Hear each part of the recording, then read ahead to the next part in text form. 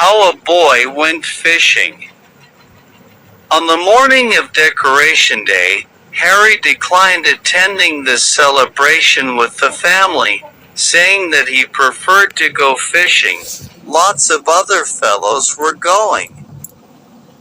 So Harry gathered up his fishing outfit, his gun, dinner pail, matches, and an umbrella for sultry sun or summer shower, and set them outside the door while he hunted for a few angleworms. The parents bade him goodbye, to take care of himself, and not go too far up the canyon, for the walk home after pleasure is over is always a longer one than that of going.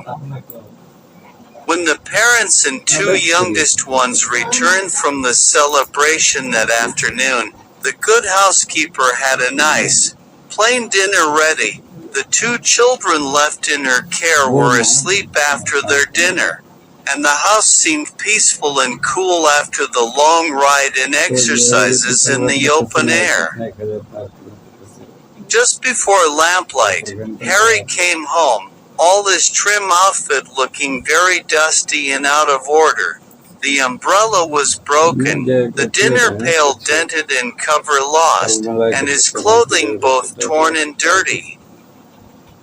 But Harry proudly showed a trout that he had brought home for Mother's own supper. No one else must ask for a taste or even accept a proffered portion, or cast admiring glances that way. The trout was about 5 inches long and had a peculiar, ragged appearance. You see, explained Harry, the line got tangled after he swallowed the bait, and I shot him for fear he'd get away. There was no danger of that, said Harry's father. The proud son now expressed a determination to make a fire and cook the trout. Oh, Harry, don't make a fire tonight and heat the house. The trout will do for breakfast. Mother, the housekeeper might eat it herself. Little bites, trout is tempting. No, Harry, she wouldn't do that. Well, then, Mother, I'll dig a hole in the garden and bury the fish to keep it cool all night. Very well, said she, and Harry spent half an hour in the garden, then came in satisfied with the labors of the day. Throwing himself upon the lounge, he recounted the rambles he had made, how encumbered he had been with so much luggage, the loss of his ramrod, then the theft of his dinner by a hungry dog, and finally how blistered his feet were with so much walking, but he had enjoyed himself.